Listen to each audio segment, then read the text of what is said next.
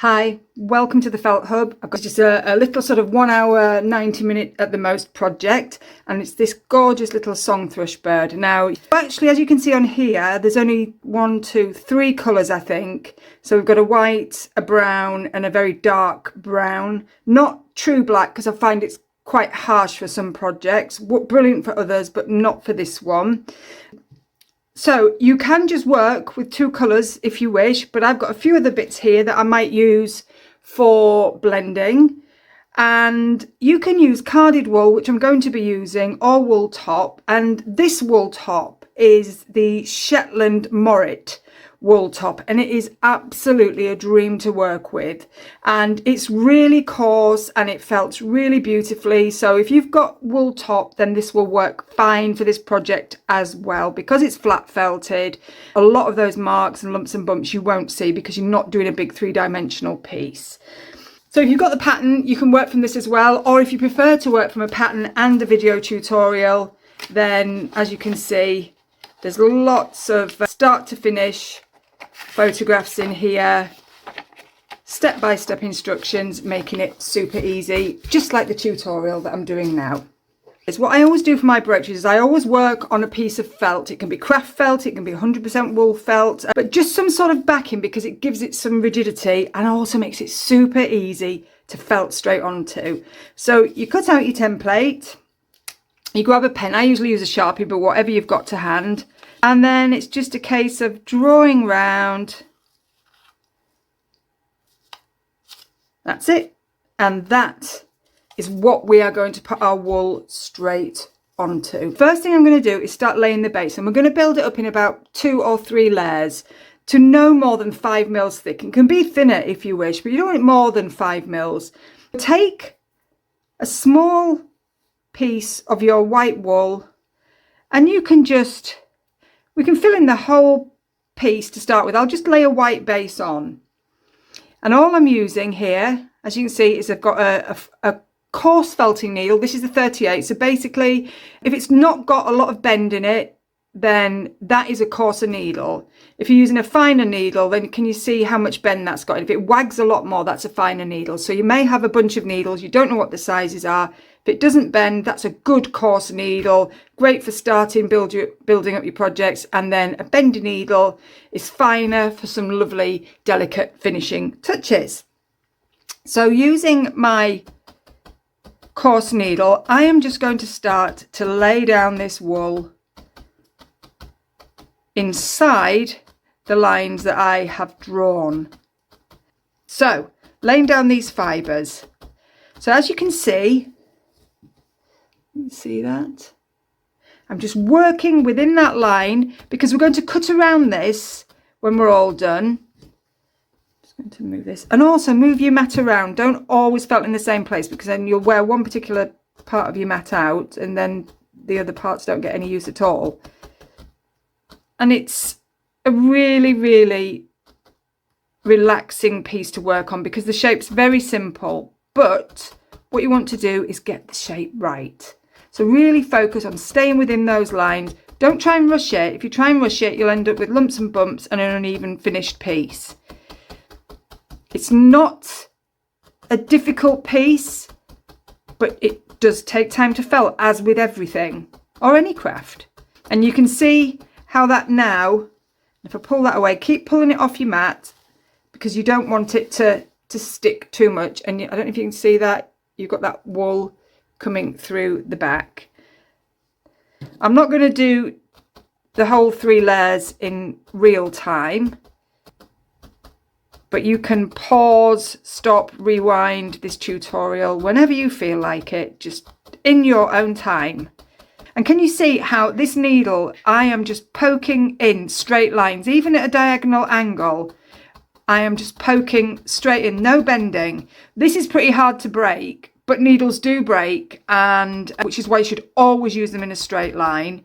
If you feel better using finger protectors, then please feel free to do so.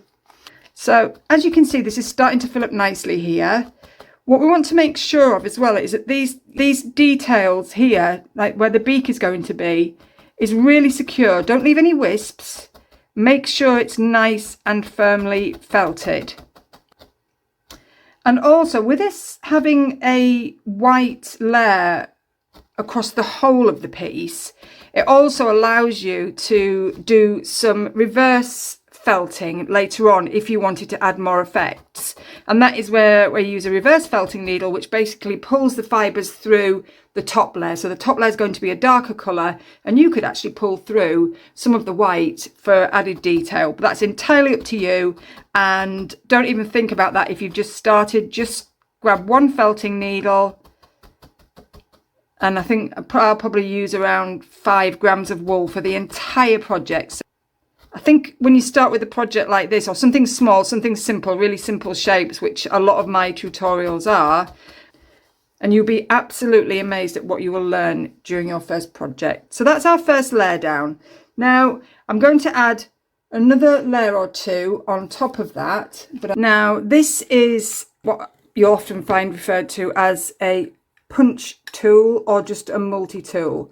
Now this one has 7 needles in it, but I'm just going to remove 2 because 7 is a little bit much for this project. So what happens is it's got a little guard on it. You just pull it to unlock it, and then you just push down. So I'll just pop that on there. And also, if you've got a big area, especially with doing a big needle felted picture, you really reduce the needle marks when you're using one of these. So that is our first layer on. I'm just going to go around and tidy up the edges. I would like you to put another layer or 2 on, up to you. Just make sure everything's covered. Make sure you've still got this dark line visible, but go as close to the edge as you can. And then we'll crack on with the next section. So when you are filling in these layers and increasing the depth of your project, it's important that these edges are as deep as the middle part. So what you don't want to do is build it up in the middle, so have a mound in the middle and then really flimsy edges, because especially if you say giving it as a brooch, as a gift that somebody's going to wear, it needs to be able to take some stick, which is why it's great to have the backing on as well. So what I would do is, if you're concerned that you haven't got enough wool at the edges, lay your wool on it, just speeding this up, have that overlapping and felted down, and then bring it, just fold it over, and that way you will increase the depth of those outer edges, including the tail and the beak as well. We don't want to lose this beak. So if you find that you're coming away from that line or your edges are getting really thin, then start out a little bit over the line and then fold it over, and then you can quickly rectify that minor issue. And it is minor and very easy to deal with. Now, as you're building these layers up, what's really important is to make sure that you keep the definition and detail around these edges. And if you find that you're starting to get some wispy areas here, there's a really easy way to just sort that problem out. Use finger guards or keep your fingers well away from the needle. There's no reason for that needle to be any closer than that. And you can just work around those edges in a straight line, keeping that needle flat. And can you see how that is actually bringing those edges in and tidying them up? And then any softer bits that you might have here that you want to firm up, you can just use your needle to do that. So I've got here, I'm just, as I said before, I'm slipping back away from the line a little bit here. So I'm just going to pull this forward. And again, your hands are brilliant tools. And I'm just going to poke that down. So you see there, we're getting this really nice shape. And I would say I've got about 3 mils there. So I'm happy with that. You can see that's nice and firm. There we go. And you see how easily that's pulling away. You can see the wool's barely adhering to the bottom piece. So that's a really good shape. You can use your fingers as well, just to move that wool around. It's the great thing about wool, it's just really pliable.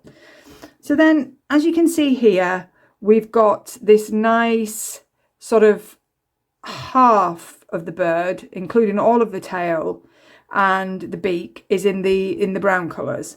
So I'm just going to grab some brown. I've got carded brown here. I might actually add in a little bit of darker.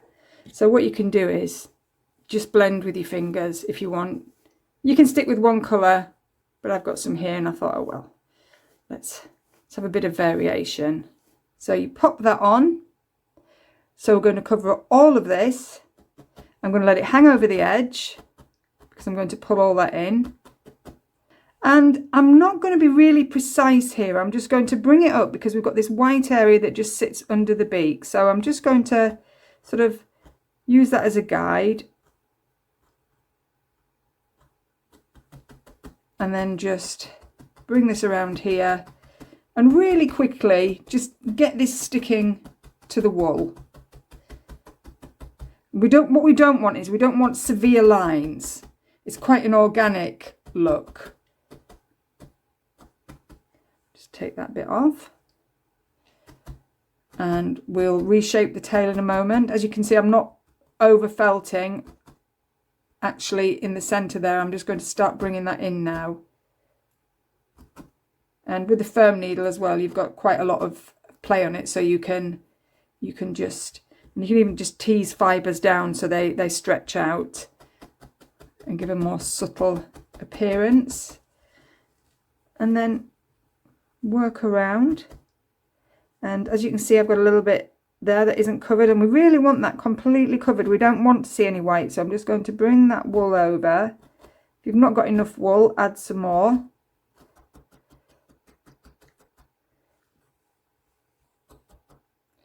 Got a little bit of white there that I don't want to see, so I'm just going to pop that in right at the base, not on the top, at the base, and then guide it around. You see, so we're starting to cover that up. Bring that over, and you will see that line appear again, which is your guide, so you'll never lose that shape if you keep that in your line of sight. We've lost the shape on the tail there, but because I haven't over felted, that doesn't matter, because we can shape it in and we can do it really firmly, and then we can start to just shape in like so. And then you can really sort of start to work it. I'm going to add a little bit more on the beak in a moment. We don't want the beak to be flimsy, it needs to be as strong as the rest of the piece. So let's just bring that down to the edge of that line. And then what you can do here is, if you've got that finer needle, doesn't matter if you haven't, you can continue to work with the coarser needle. You can then be a little bit more delicate, just gives you a little bit more play. It's not quite as fierce. So it's because we're getting to the top layers now, it's becoming a little bit more gentle, because we don't need to be felting right into the piece now. We really are just working on those top layers. And then, as you can see here, we need to cover this. And I reckon this entire piece, when it's finished, will probably weigh about 8 to 10 grams maximum. Probably not even that. And then I can just see I'm losing that tail there. Easily rectified. Just be careful if you're using your fine needle here not to overbend it, because this will break much more easily than your coarser needle. And remember, all this black around the edge will disappear. We'll be cutting sort of into that, slightly into it, so you won't see any of that. But it makes such a difference, helping you to create the shape. So what I'm going to do next is I'm going to add some detail to the chest, and you're using tiny amounts of wool. So just get a bit, roll it in your hand or go straight to it.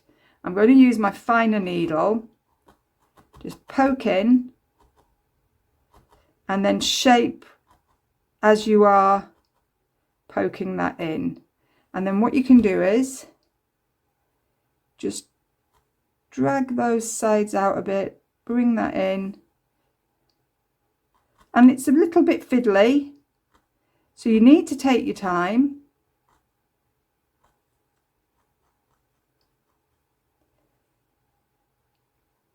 There you go. I'll just show you again. So very small piece. Just roll it in your hands, you're not felting it, and then just pop it onto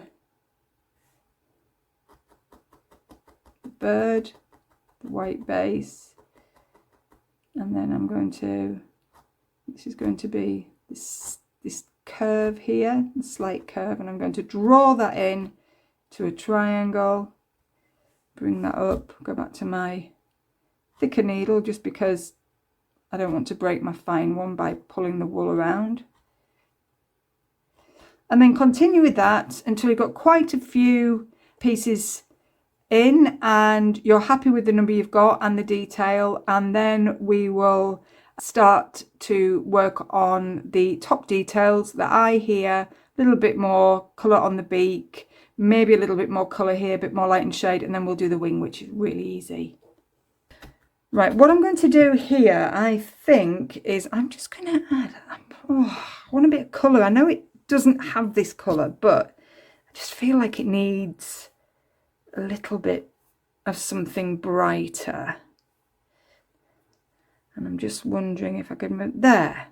I think there would work, just to give it a bit of a lift. And I'm just tapping it in, really, just really in that very top layer. But if you're doing craft fairs, selling online, then these are great little projects to sell. When I first started out, I used to sell lots and lots of brooches. I used to do robins and dogs, as I mentioned, the Jack Russell one. Just rubbing that with my fingers just to rough it up a bit because I felt like I'd overfelted it a little bit there. So that's another great thing you can do.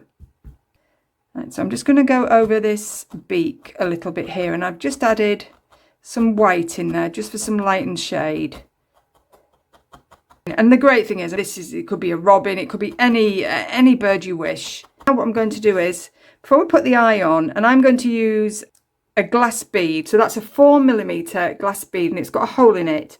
You just go on eBay and buy a bag of them. They're really cheap. So we don't lose that bead, because this is quite a dark area. What we want is we want a layer of white here. Again, it's like a little sort of petally teardrop shape. Again, start with less than you think you need. Pop that on. Take your needle and just use your needle to shape that. And we can also trim any wispy bits that we want later on. Now, I did mention using a reverse felting needle, and I'm just going to quickly show you what I mean. The barbs run in the opposite direction, and you can create some really nice light and shade. And can you see this white coming through?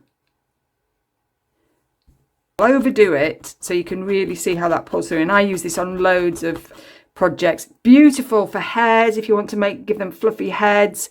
I used it for the side of this fox head here. It gives amazing detail. Really, really great tool. And as you can see, we've got this nice blend coming through. Now you could actually either poke that back in to give it some light or shade, as so. You can leave it wispy depending on the project you're using. Obviously we don't want that on here. Or you can just trim very close and you've still got that light and shade coming through. But that's just to show you what can be achieved with that. It's a brilliant tool. Next, we're going to start on the wing. Really easy. And I'm going to show you a really great technique for getting a good shape. And I feel like we should be having a bit more light in this wing. So I've got some nice blending there. What I'm going to do here, lay that out, move to a different spot, and I am going to work around this. This is where you need to be careful with your fingers. I would use finger guards if this is your first time or you've not been needle felting long, but please keep those fingers away. So I've just used that to create or draw a very simple shape with my felting needle. I'm just going to lift that up so you can see. I don't know if that's in focus. Is that in focus? And then what we're going to use all of this wool, take a bit of this off. But we want this to be quite thick as well. So I would say that's a good couple of mils thick. So then you'll feel resistance where you've drawn around that needle, and that's where you stop. So you pull this in, and it's such an easy way. You don't need a template. I tend to do by freehand. And just working that in. And the reason we want to work over those edges is so we have a nice edge. We don't have any raw wool. We don't have any wispy bits. You see how that's just going to firm up really nice. And we're not too concerned about the shape at the moment. We just really want to work this wool and make sure you felt where the tip of the tail is going to be. I'm just going to go to my double pen here. Don't need it, but I want to speed it up for the video. Let me know as well if you are new to felting, if you're struggling or if you're struggling to get started. It's the back there, you can see. I'd love to know. I'm always available for advice. My needle felting blog, my ultimate blog guide to needle felting, and it is an ultimate blog guide. It is absolutely rammed full of needle felting tutorials, written tutorials, all free, showing you exactly where you can start. There's a wool guide, there's a felting needle guide, you know, how to use wool, what wool's best to use. There are loads of beginner tutorials. There are tutorials for more confident needle felters, sort of intermediate needle felters. Oh, it's wonderful. Just go over there. You will just immerse yourself in needle felting heaven.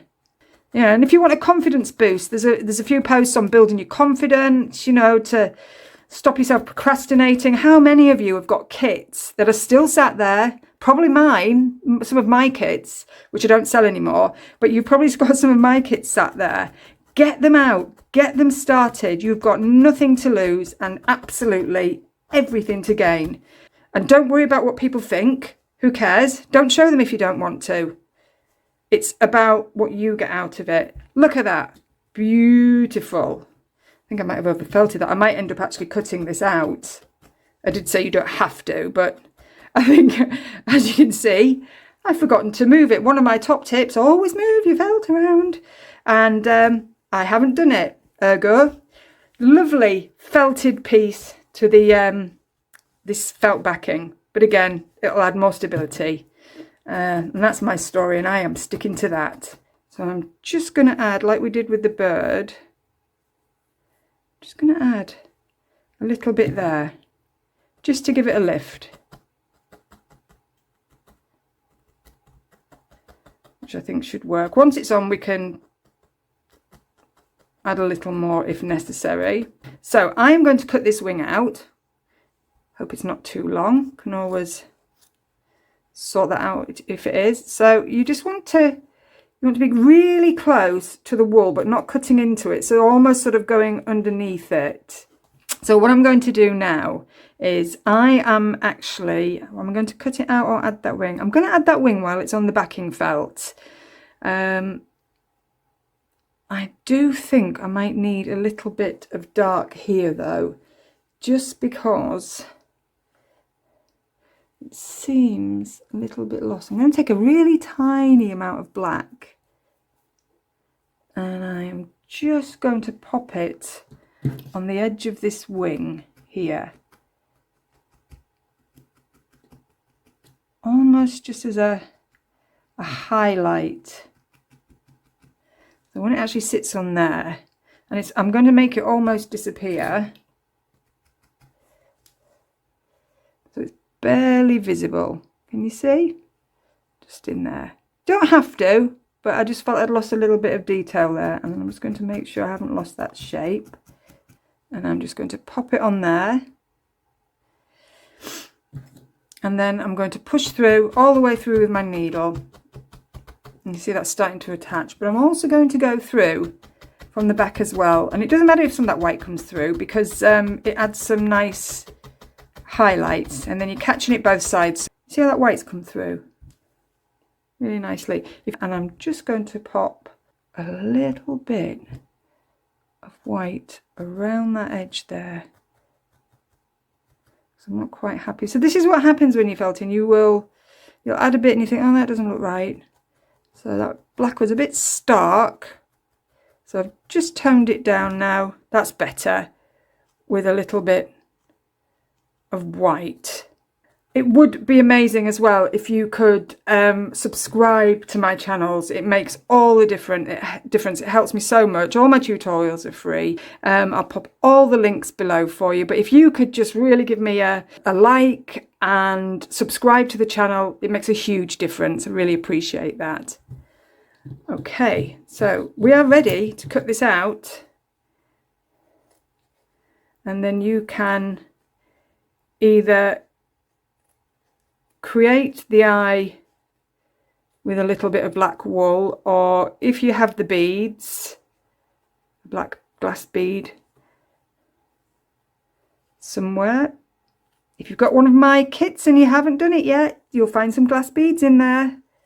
I always put extras in, so feel free to nab one of those. You know, that none of it, when it's flat, you don't want to see any of these edges. And what you can actually do as well, because I've got a wool base here, you can actually just push that edge down. And I'm sure most of you will probably know how to sew on a bead. But if you don't, I'll pop a link below, because there is a section in my other tutorials where I sew the bead on. But it's basically, you've got the hole, black thread in and out of the holes just a few times through the back, and that is it. You know, pull it quite tight because it wants to sit in the eye, and then you can see how that is going to make that pop. And what I'm going to do is I'm going to sew an eye on, and I'm going to add a few more little details here. So I'm thrilled that you joined me today. Hope you really enjoyed that. Thanks so much for joining me, and I can't wait to see you on the next one.